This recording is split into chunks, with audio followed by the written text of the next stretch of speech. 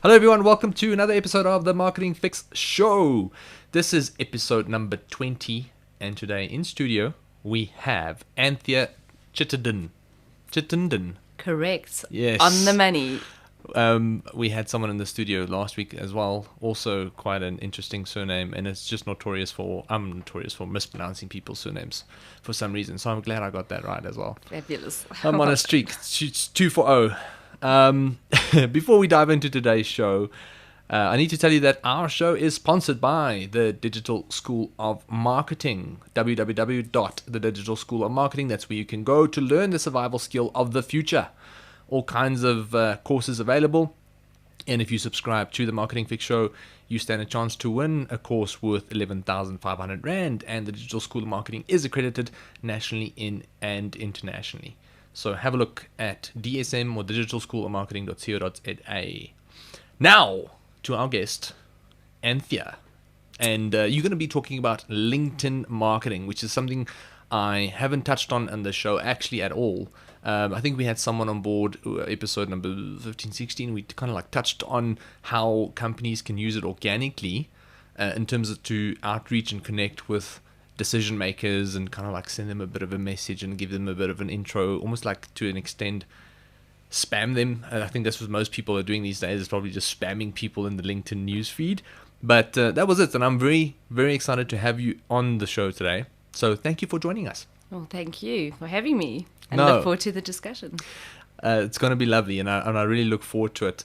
So from my side, I think, will you kick us off with just a bit of a kind of like a intro to who you are, what you do, who you work for, and kind of like how you ended up at Turn Left Media, which we'll talk about just now. So Turn Left Media represent LinkedIn marketing solutions in Africa. They have the sole agencies across the continent.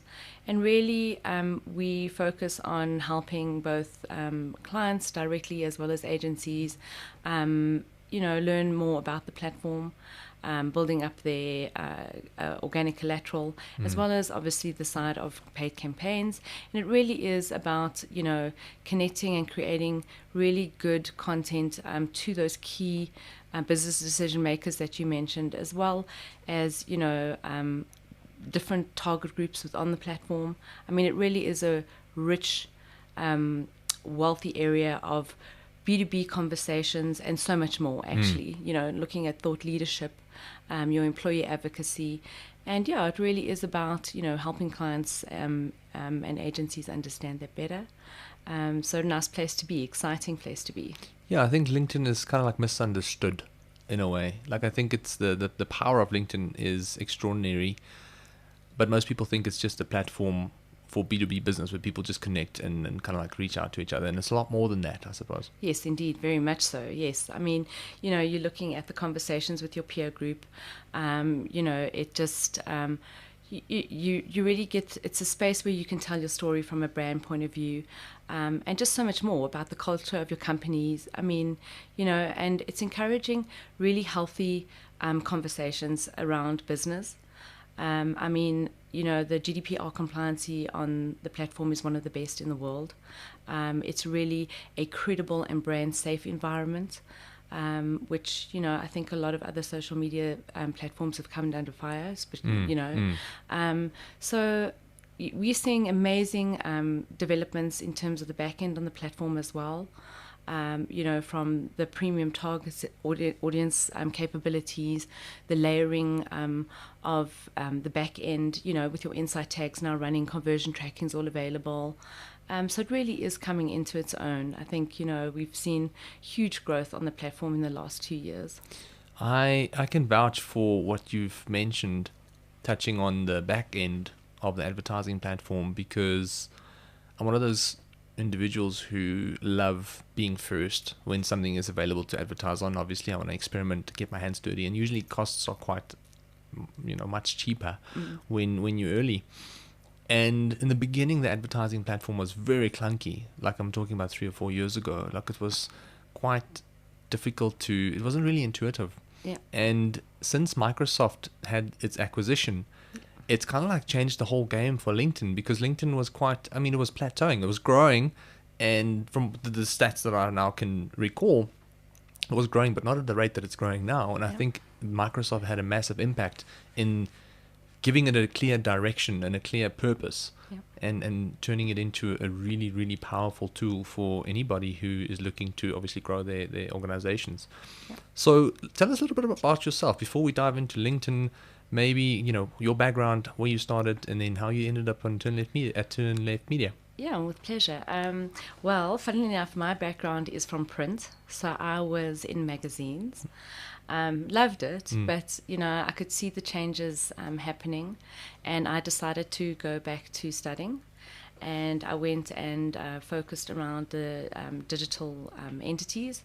So I did a course through Quirk, Okay. which I think is red and yellow now.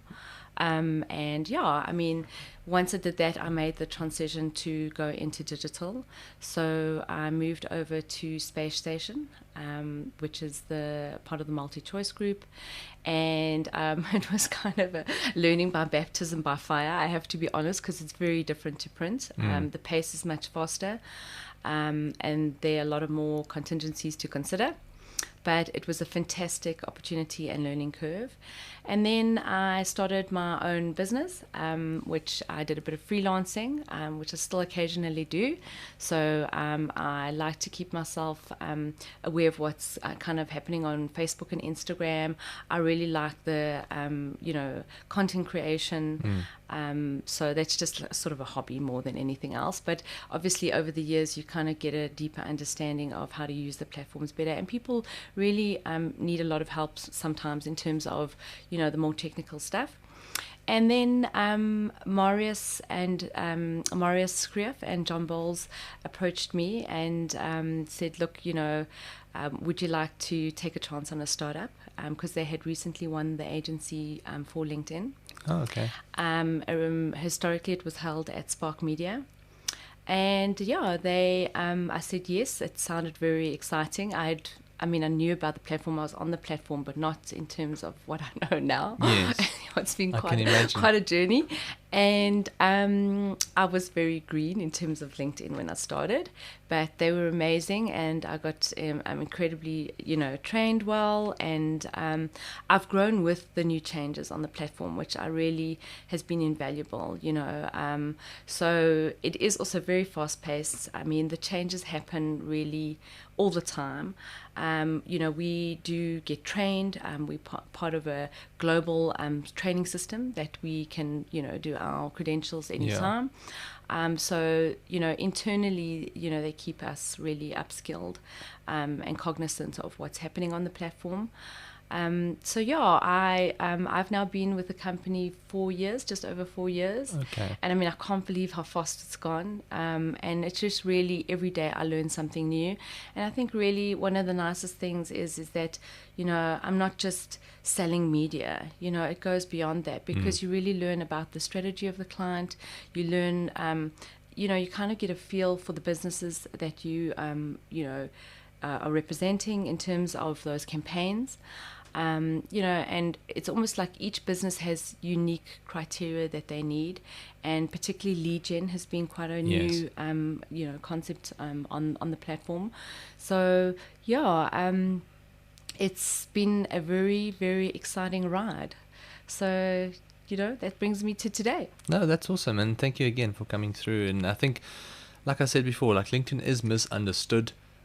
In terms of the capabilities, I think it's underrated, actually, to be honest.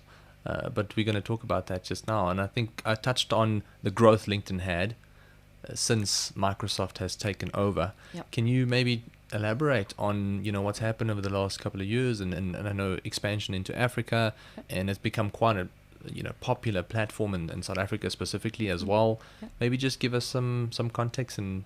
Yeah, sure. I think with also the usability being better, more people are getting a fare on the platform, and particularly in South Africa. I mean, since I've been on the platform, it's really exploding. More and more clients are building up their own media, which is their company page. They are spending time in terms of building up good profiles within the business. So that's your employee advocacy, your thought leadership. And from there, that's kind of the foundation of any good sort of paid campaign that you can reach out to. But we've also seen amazing growth and interest up Africa. So, we work in Nigeria, Ghana, Ethiopia, and it's really quite special to run campaigns in these different countries because they've all got very different feels and needs and audience behavior. Yes. So that's quite nice when you get to A/B test on the campaigns. And yeah, I mean, I've run campaigns that we've done them in French, in wow. Mauritania.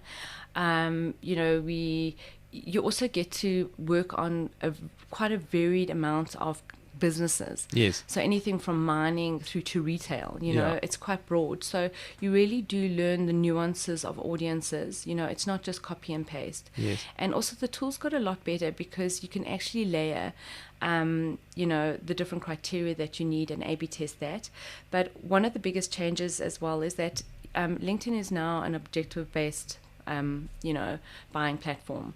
So if you look at your objectives, it's one of the first key sort of criteria you put into when you're looking at your paid media, and that should actually tie in very much to your overarching strategies and the content that you're doing on your own media. But you've got things from brand awareness, you've got website drivers, you've got lead gen, you've got engagement, and all of that drives different algorithm behavior, bid costs. And you can get to really play around with the audiences on the background much easier than ever before. Yeah. So, we've got exclusions, we've got all sorts of different layerings that you can. And I think from particularly, I work on a lot of lead gen campaigns, and your audiencing is absolutely key to success. And it does take a lot of A/B testing, and you continuously have to evolve with your campaigns and your kind of what your strategy is from a content point of view, What I've seen is that I think LinkedIn is now where Facebook was about 7 years ago, in terms of its media buying capabilities. And why I say that is because in 2011, I was probably one of the first South Africans to spend money on Facebook. And I always make the joke, I said, instead of spending, I said, you kind of felt like I was wasting money on Facebook because I didn't know what I was doing. Yeah. Now, in 2011, the only thing that you could do on Facebook was literally run a page-like ad. It's the only thing that you could do, nothing else. Yeah. And even then, you couldn't add a picture to the ad. Yeah. It automatically pulled through your thumbnail of the page. Yes. And the only thing that you could change was the caption at the top. And at the end of the day, the costs of advertising was extremely low. And there was a huge organic reach on the platform, and that's how I built my first business. Is I literally ran page-like ads. Yeah. People started following the page, and every time I posted, I reached about 30, 40, 50% of the people who followed the company page. Yes. And that's how I drove traffic back to the site, and that's how I started monetizing the traffic, etc., etc. And I feel LinkedIn is kind of like where Facebook was in terms of the media buying capabilities of 7 years ago. Not 10 years, 2011, there wasn't a lot you could do on Facebook in terms of paid, but from 2011 to 2015, the paid side of Facebook changed completely. Within 5 years, like you've mentioned now, objectives started becoming, they were adding a lot more objectives on I would say, quarterly basis. So from going only from page likes as an advertising objective, they went to traffic, to post engagement, to conversions. Yes. And then after that they went to video views and lead gen and messages. And essentially that's why I'm saying LinkedIn is kind of like in that phase where they went from only being able to run one or two different ads to now having all these types of different objectives that you can do. Yeah. And it's what makes it so powerful. And on top of that, in terms of Facebook, comparing it to Facebook, the organic reach on LinkedIn now is still really, really good versus Facebook, which is basically dead. Yeah, there's conversations around that, but I mean, I think often LinkedIn does get compared to Facebook, but it is a very, very different platform in so many ways. I mean, I think definitely one of the things that when I put strategies or costings or forecasts together is that people, obviously cost and budgets are a criteria of any paid campaign, but you are going to be paying a premium for this kind of audience, looking at what you're getting on the platform, and particularly because of the GDPR compliance and, the stringent measures they've put in place, that it is a trusted, credible environment, so it's also interesting, though, over time when you run campaigns, particularly always on is definitely one of the better strategies to have, is that your bid strategies become quite important in terms of that kind of conversation. And, obviously you have different campaigns bursting, or you have the always ons, but it's kind of working on the objective. The objective is your foundation, then you go into the actual build of that audience, and then there's another criteria of the bidding strategy as well. And in actual fact, LinkedIn have just done a huge ramp up now. It's probably, I think it's going to finish now at the end of September for the global ramp up. So you will be seeing it on the back end. Okay, cool. And you kind of now have target costs, you have CPCs, you have CPMs, you have manual, but it's very clearly sort of done on the platform. But to me, that is going to encourage more A/B testing. Yes. And, we have this amazing repository of knowledge that is available to campaign managers in particular, that you can access and actually help you formulate better campaigns as you go on. And actually different businesses need different kind of campaigns as well, so it's quite fascinating to see. And also, often clients with lead gen, they just want to jump straight in there. But on LinkedIn, I think you do have to do a bit of preparation. You need to engage and educate that audience, particularly on the more complicated buys. So, yes. Massive IT systems, things around mining and engineering. So there's a bit of more thought that needs to go into those plans, But in terms of the new back ends and your demographic click reports and all the insight tags, they're just getting better and better all the time. So ultimately, it's to help that client not only from an advertising point of view, but also from a content point of view. How are you structuring good, helpful content on your owned collateral on your company page, and even developing thought leadership within the business is so, yes. I think, underestimated. More and more businesses in South Africa and Africa are doing it, and with great success. They really are. And that's where I think, a 3-month, a 6-month, and a 12-month plan are critical. Obviously, thought leaders tend to be very busy people, and they don't always have the time to, write these long-form posts and that. But you can be clever about how you pull out content and how long you can use it for as well. Correct. And what's nice about LinkedIn as well is you can amplify thought leadership, as a campaign. And what do you mean by that? So what I mean by that is that a thought leader can create a long-form post, which is an article. Yeah. And you can then amplify that as a paid media campaign. You mean running it as a post engagement kind of objective ad? Yeah. I mean, it's just we call sponsored content. Okay. It looks quite different to the normal sort of boosted posts. Is that LinkedIn's boosted post feature similar to Facebook's boosted post feature? Yeah. So I mean, it's just you cannot boost from a profile. Yeah. So that is not allowed. But what the thought leadership person would do is they would write the article, and not as a post, as an article. That can then get posted to the company page, and then a paid media campaign can be done on that post. Okay. So it will come from the brand. I mean, it's and it's really drives legs to a campaign. We've been doing that for a couple of our clients. It's working quite nicely. It's very nice. It's unique information. Just think on LinkedIn, people are looking for helpful, unique information that is really going to help them, do what they're doing better. Yes. And I think in South Africa and Africa, there is a real hunger. People they really want to learn. They, are reaching out to each other. I mean, it's just... No, for sure. Quite diverse as well. No, absolutely. I just want to take a step back there, and you've mentioned early on, you said, Facebook's a completely different organism to LinkedIn, and a lot of people do compare it. Yeah. I suppose when it comes to spending money on social media, you put the two of them in the same category. But at the end of the day, it's not necessarily.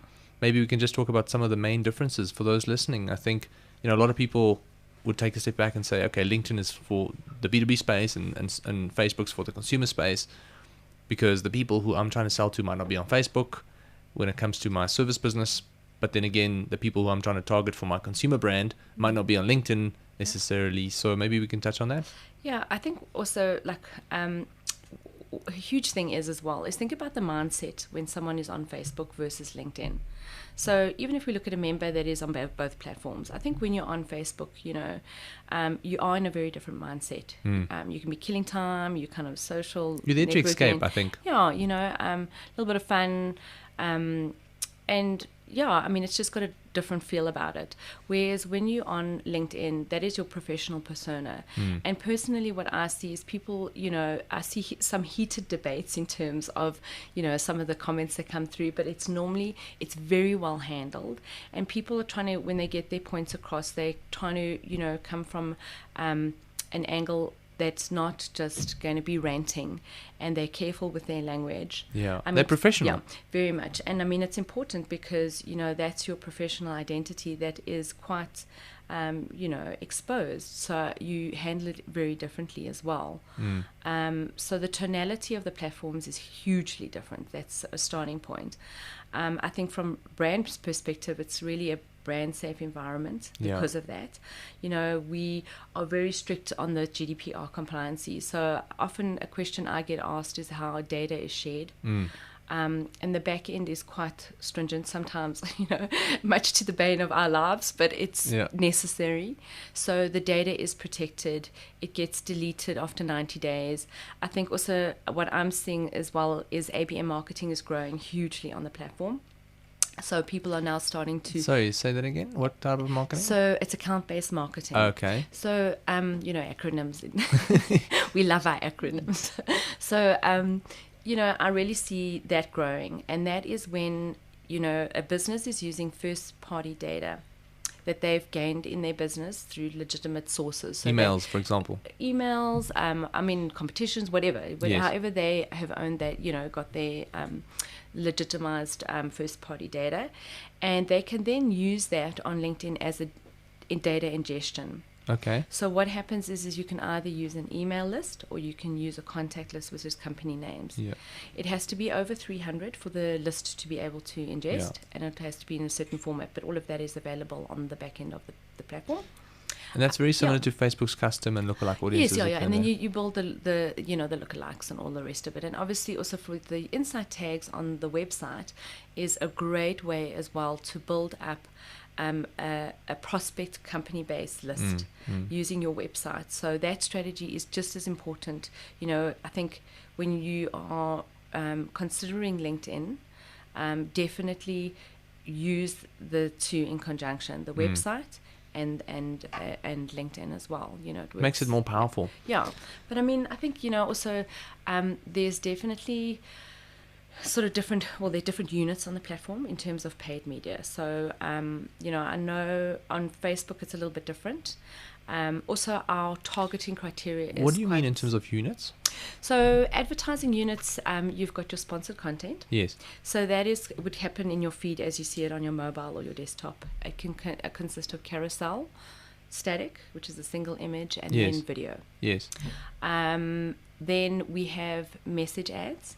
So that's your one-on-one engagement. Correct. So it gets sent into your inbox only when you are active on the on LinkedIn, as well as a newly launched conversation ad. So the conversation ad, we've had it for about 2-3 months now, and it's quite nice because it's almost like the feel of a bot. So when you're in the ad, you can ask, the client would look at frequently asked questions, and they can actually tailor that to the ad so that you can move around within the ad, and it can act as a website driver as well as a lead gen. So it just shares more information to that person if they are looking, you know, that conversation ad that you've now mentioned, yes, is that very similar to the messenger bots on Facebook, essentially, where someone would say, I'm interested, hey, cool, let us know exactly what you're interested in. Are you interested in this service, that service, click, and then the conversation continues? Yes, it's similar, but obviously a very different look and feel, you know. But yes, in essence it is. So it's just has, that's very cool. Yeah, it has multiple call to actions. And ultimately you And you are... pre-program that in the back end? Correct, yes, yeah. And you basically, we love talking about the sales funnel. Yes, in we our love team. it. Especially here on the show as well. So, it's massaging that person down the sales funnel to a conversion. Yeah. So, peristalsis. That's it. Is that the right word? I think it is. When it comes to digestion, like your bowel movements almost. That's just lovely. We took a bit of a turn there, sorry. But yeah, I mean, in essence, that's...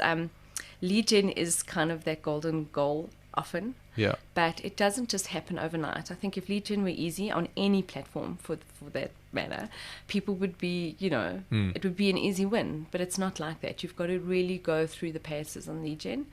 And it's constant revision, constant looking at what you're doing.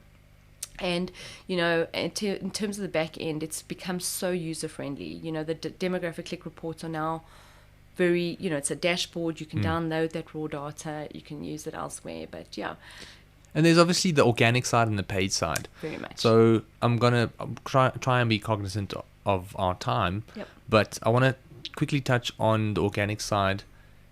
Maybe some best practices, tips and advice. Yep. But let's start with, who's this for? Is this for anybody? LinkedIn, essentially. Like, would you advocate that every single person who's got a Facebook account should have a LinkedIn account? Is that something you would advocate? And when it comes to the businesses, what kind of businesses should be considering LinkedIn today? Like, what type of business should honestly look at experimenting with it as of today? Yeah. Well, let's just start with the, as a member. I think, if you're working, and graduates as well, definitely, if you're coming up through the system and you're active in market and you want that professional persona, then very much be on the platform. It's worth the investment. I mean, I must say, personally, since I started, I have taken the time to, keep my profile updated and as active as I can. I mean, it's almost like your CV these days. It is, but it's quite nice because you can kind of give it your own spin. Obviously, it's cognizant to who you're working for, or if you're working for yourself, as you're self-employed, kind of the representation and feel that you want on the platform, and humanize it.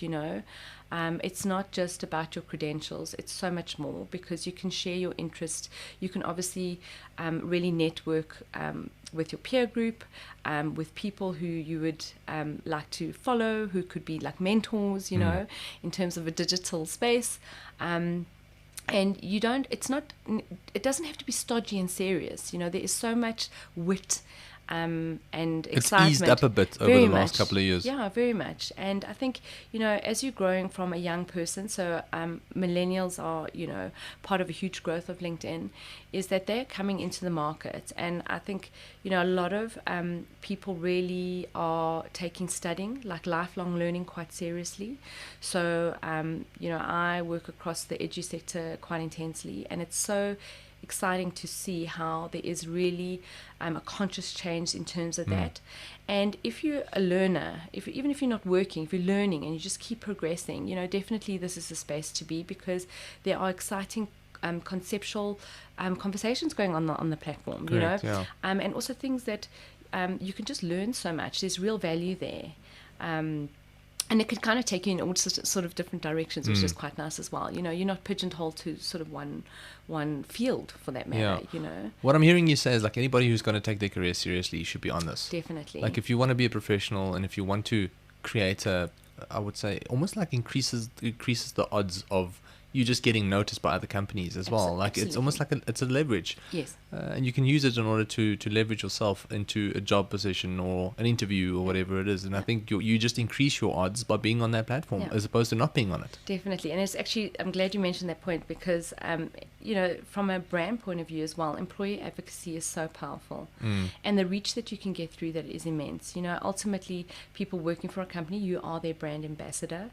And not only that, is that you can become an employee of choice through those conversations and shares, and being involved with the people who work for you, and you work for that employee as well, employer. No, correct. And you touched about it earlier, where the employees actually become thought leaders in their own little niches, and I think that's something that we've advocated version 8, myself, Gilbert, anybody in the business. I think it's for yourself to start sharing your own, we always say everybody wants to be a thought leader, but you're going to have to start sharing your thoughts. Yeah. You know, And you're not going to... It is a bit nerve-wracking. And in the beginning, it is Yeah. quite nerve-wracking, but I think Definitely. essentially what it comes down to is that the more you learn about a topic, the more you can just share your experience around it. You don't have to always be right. You can just share your perspective and your Absolutely. experience, and that sparks very fruitful conversations on the platform. Yeah. When it comes to companies, businesses, we touched on it earlier, and we said a lot of people feel like it's not a space where they can really sell their weight loss products, for example. Whether that's true or not is probably debatable. But give us an idea of specifically who LinkedIn is perfectly for, perfectly crafted for this type of company, organization, or type of business. Yeah. And then maybe who else can also look at it and why. Yeah, well, look, it's very broad, it's from the one-man show right through to your big enterprise guys. I think there's different strategies for different size companies and also the type of business very much. But I really work, I can't tell you the campaigns I've worked on, anything from your big mining giants and engineering, clients, right through to high-end retail, so that your luxury, like Cartier, Montblanc, have been on the platform. Okay. We see the likes of Coca-Cola, and that's really globally, a global voice on the platform.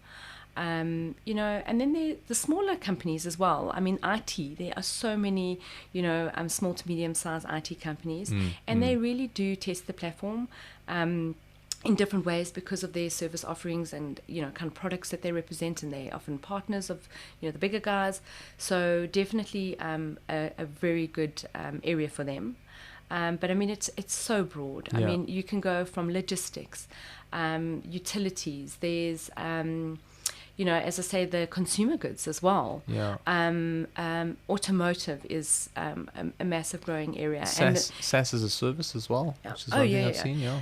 Even the government is taking cognizance. So they are. They're a little bit slower to market, but they definitely they're realizing that their profiles are important to start building up and connecting with their public, and particularly obviously in terms of business. So government, yes, it's coming on board more and more. But automotive, as I say, huge. Your high-end sort of products, definitely perfect environment. Real estate, another one. So that's both from a residential as well as a commercial. It's really very, very varied. I think that there are definitely brands that are more suited to the likes of Twitter and Facebook in terms of, just the cadence and, FMCG and that kind of thing. There's huge scope in terms of the type of businesses for LinkedIn. If I had to sum it up personally myself, based on my own experience, I would say anybody who has a service business will definitely benefit from this, because if you've got a service business, it means that you're selling to a decision maker. Yeah. And you're selling to another business. Yeah. So having a service business that sells to another business means that you have to reach out to a decision maker. And the nice thing about LinkedIn is you can find those decision makers by just going to the search bar of LinkedIn. Absolutely. And I think that's the nice thing. That's how one of the strategies that I've used to start growing our agency when I started was I connected with every single marketing manager in Johannesburg. So I went and I said, marketing manager, Johannesburg. I don't want to say Cape Town because I can't meet them for coffee in Cape Town. That was now pre-COVID, obviously. Yeah, no. So my mentality was the world's your oyster. Exactly, now it is. But, back then you were like, okay, I'm going to have coffee and we're going to chat and we're going to essentially find a way to sell our services when I'm in front of them. And I connected with every single marketing manager or CMO, marketing director that I could find.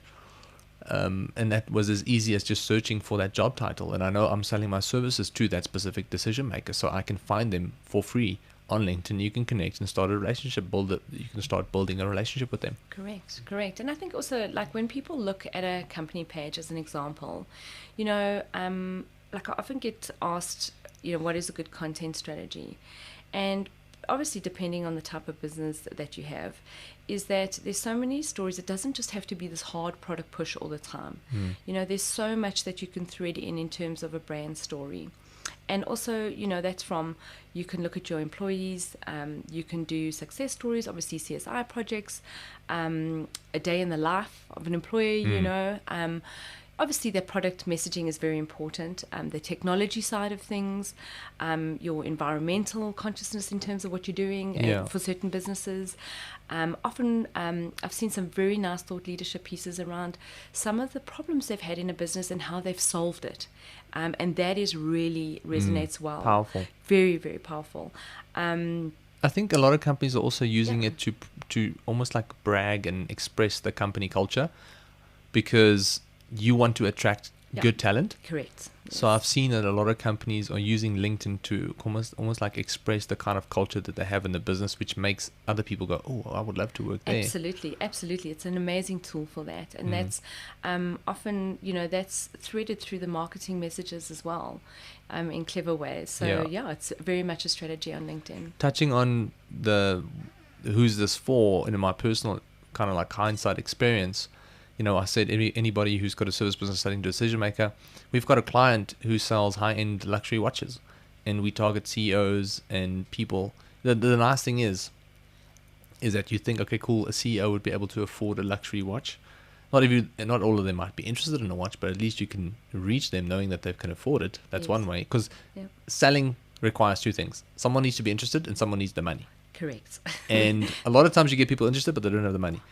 So it's almost like it's easier to get people who have the money and then create interest to some extent. Yep. And I think that's kind of like what we've used LinkedIn for, targeting the people who we know can afford. Yep. But the first thing that happened was we had some weak quality leads, because today every single person qualifies themselves as a CEO when they start a business. So they're the one-man CEO, which is completely fine, I suppose. But it led to us having weak quality leads. So what we did was we said, you need to be a CEO of a specific company with more than 50 employees. So the moment you have got more than 50 employees, then we want to target that CEO of that company, because that kind of like shows that the business has been around for a while, and that essentially the business is also growing, or potentially in a good state of foundation, like has a good foundation. Yes. And then we said, on top of that the CEO needed to be at that company for about 2 or 3 years, because we need to make sure that he's got the finances in his bank account. So you had to be in that position of income. Yes, affordability. You had to be in that position for a couple of while to put some money aside to buy this watch. Yep. And that's kind of like the methodology that we've experimented with, which kind of worked. And LinkedIn allowed us to do that. So I think that's a consumer brand. So it is definitely for consumer brands. I think it just depends on the ticket that you're selling, and you need to ask yourself, is my target market hanging out on this platform? And if they are, how can I communicate with them? Correct. Absolutely. You've put it very nicely. Awesome, man. And then in terms of the organic side now, to round it up, any best practices for SMEs out there and people who want to kind of like draw attention to their profiles? Like, what would you suggest? Firstly, I would definitely suggest a plan. So you have your 3-month, 6-month, and 12-month. Because ultimately you want an active page. The cadence of the platform is a little bit slower in terms of you really don't have to go absolutely mad, posting organic content every 10 seconds. You can really think about it and strategize. Yeah. Also, you can work out what times are best on the platform. So you'll have all those analytics on the back end to help you. And then, think about the content strategy that you're going to share. So, it should be varied, should be consistent, and obviously be of good quality. Make sure that obviously your imagery is correctly done. I mean, it's eye-catching. And then also test, things with hashtags. Look at hashtag communities. Often this is overlooked. So you can actually go and check this on LinkedIn by checking in your search bar. You put the hashtag in whatever community you're looking at, and it'll bring up the numbers. So use those strategically as well. Tag people. Include your employees. Tell those stories. Really, everyone still loves a good story. No, for sure. Never underestimate the power of that. And really share helpful advice that where people are going to see value. Yes, talk about your products, but be clever about it. Use new technologies. Everything I've mentioned prior as well. You can really layer it as well to keep people going back to your page. And also, what's quite interesting is once you follow a brand on LinkedIn, the algorithm will actually always serve you that content as long as you're active on your feed. Okay. So it's quite nice. You can actually, you will get that content. And I think it's just important that, brands really, share good, insightful content that's going to not only be a sales push, that's actually empowering people as to the why. And obviously continuity. And be human. Have a human touch. 100%. I think, I always re-engineer the process of what would I like to see. Because I'm the person I'm trying to sell to, essentially, in my business. I'm trying to sell to another business owner or, someone who's in charge of marketing or whatever it might be. So I always go, what would I want to see? And then what kind of content can I create that's going to add value to the questions I have? Yeah. Because I know that I've got burning questions. A lot of people in the same position has got the same burning questions, and they need them answered in some way, shape, or form. Yep. And if they don't, they're going to find it somewhere. So you might as well try and provide that value on a platform where they're hanging out. Absolutely, and that's where also the importance is of a good website as well, because perhaps LinkedIn is the hook. It kind of tantalizes them and says, hey, have you thought about this, or these tips, or whatever it is, and drive them to their website so that you're still obviously catching them there as well and building the relationship. Ultimately, it's about building a long-term relationship, Exactly. Think about that. You need to be social. It's a social network. You need to be social. And there's a reason why LinkedIn calls it the connect button. Yeah. Because you want to connect. You don't want to become someone's friend necessarily, like Facebook or other platforms, but you want to connect with someone. And I think it's about being social. We had someone on the show the other day, Wandile. He managed to grow his agency also predominantly using LinkedIn organically. And he had quite an interesting strategy. And for those listening, I think it was episode 15. So for those who want to go back and have a look. But he basically just expressed his strategy, and I'm just going to quickly share it. He said he would connect with somebody who he knew would be his ideal decision maker, or the job title that was obviously responsible for, would be hiring the agency or whatever it may be. And then what he would do is he would actually be social on the platform, commenting and liking their posts and really adding additional insights and perspectives to the content that specific person was sharing. Yeah. So he then said that essentially what happened was this person keeps on seeing notifications of this individual who's commenting and sharing your content, which makes you feel good. Yeah. At the same time, it sparks conversations depending on the type of questions that you obviously ask in the comments. So he said, like, after a week or so, depending on how active this individual was, so the idea would be to connect with people who you can see is quite active on the platform, ideally. Yeah.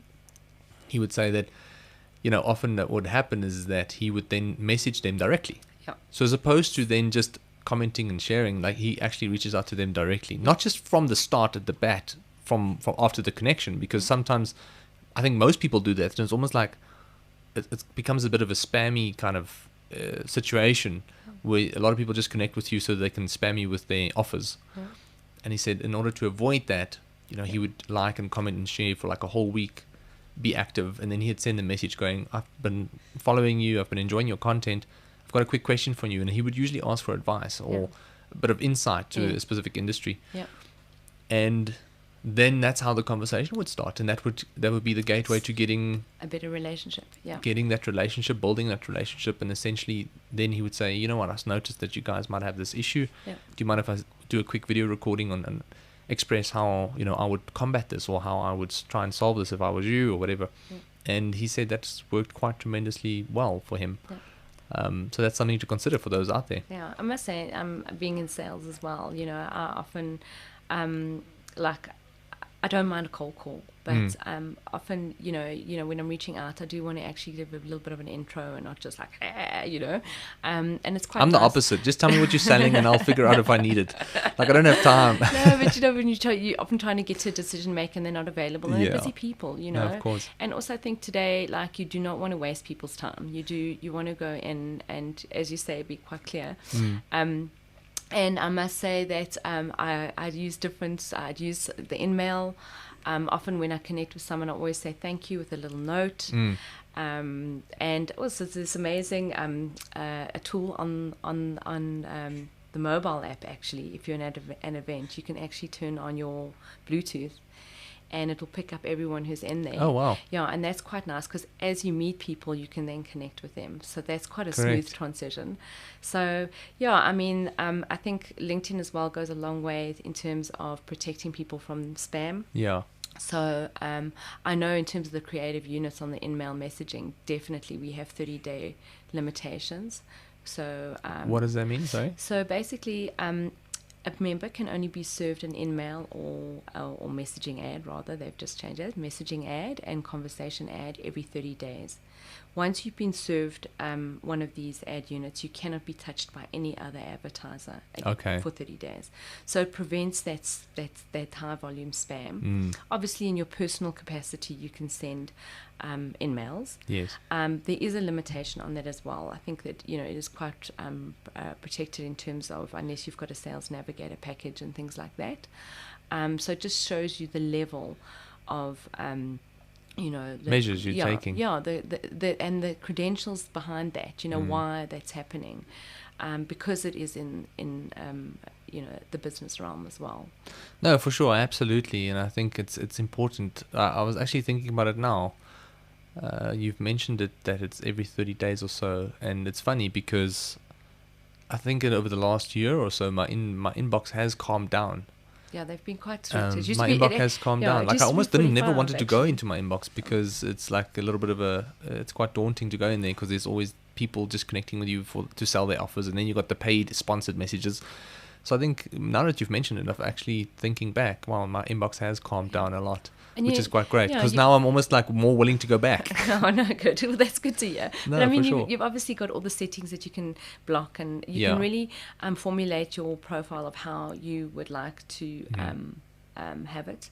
But one tip as well is have a photo. It gets a lot more views. I know people. Yeah, 100%. I know the reason. It's a simple thing. It's such a simple thing, and I know people and make it look professional. Why people do it, but when we do executive training, you'd be surprised that also, some people have that you'll only see the photo once you've connected with them and so forth. But I think it is actually one of the more important things is have a professional photo there, and also use the billboard cover behind you in terms of that cover photo. 100%. I mean, you could use that as a brand ambassador space. All the big enterprise guys kind of do it. They design a few for their staff. So it's quite nice. You immediately look on and you see, oh, this is what that person's about, where they are, who they act. While we're talking about optimizing your profile, I think, LinkedIn allows you to put your name, your contact details, but the nice thing is you can actually specify in your header or your title, what your title is. Yes, And I think a lot of people would just say owner of. Yeah. Or marketing director of, and I used to make those mistakes, and I realized, a lot of people actually check your profile out, and that's the nice thing about LinkedIn. You get notifications when people view your profile. Yes. And one thing we started doing was we try to be creative with your title, and you kind of like almost like explain in a way what you do, but in a way that it creates curiosity, so that someone actually wants to connect with you. So as opposed to saying I'm the owner of V8 Media, or it might still be there, but we'll say, we help companies we've generated over 275,000 leads for companies in the B2B space. So now, if you are a business owner in the B2B space and you need leads, you know exactly who we are and what we do. Yeah. Versus just saying owner of V8 Media, which technically means nothing. Yeah. So we do very similar thing as well. Yeah.